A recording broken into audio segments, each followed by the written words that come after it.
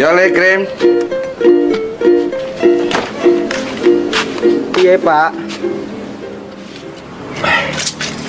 Pinter kowe Le.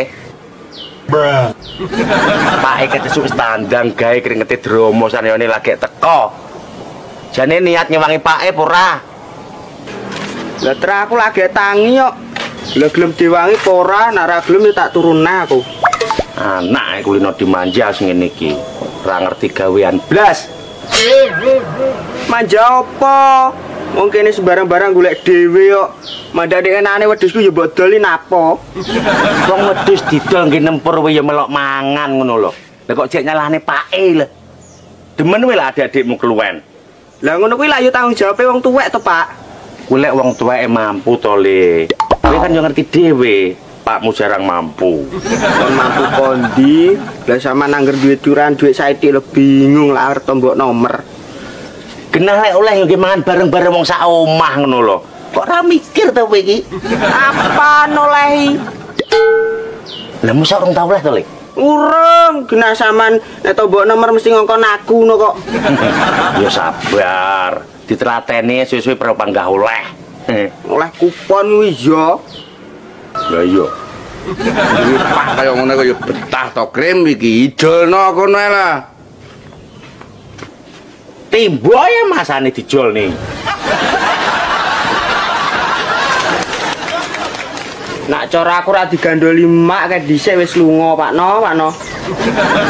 Makmu kaya ini sing digandoli duduk awakmu, tapi kalunge genah arep dal minggat kowe nyaut kalung ngono kok.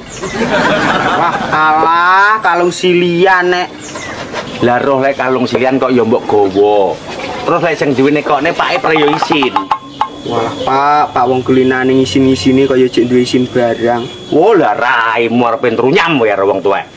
Boten, Pak. Hei. Katmang lho kok umek e, rebeki kuping. Iki sudah mau tandangi apa ora? Nek ora tak geleni tukang liya.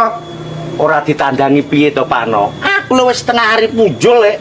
Arep kok golekne wong ya rugi no aku. Mangkane kuwi saiki ndang marekno, engko nek wis mari gek ndang bayaran ngono lho. Iki lho wis mari, karek sing urung. Kuwi jenenge rong mari wuk. Wis saiki ndang budal tung gedhek sing apik kena lho. Piro regane gedhek? 3 juta cukup? Ya kelewat cukup no, Pakno. Hei, wis kuwi dekeken bantalmu kel jawan duwite lho. Yo Pak.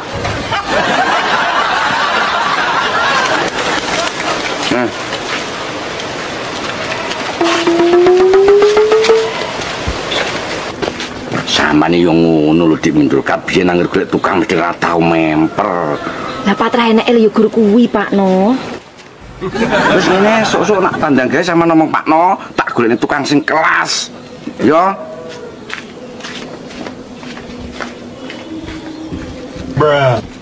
Bro, diweki bro le. 200. Ngene ngomong 3 juta cukup ora? Klutik 200. Bantalmu lho delen. Ayo gendang melok Pak itu gedek kena lho. Yo Pak. Gendang dekek wong sak sarunge. Nom-noman naknu.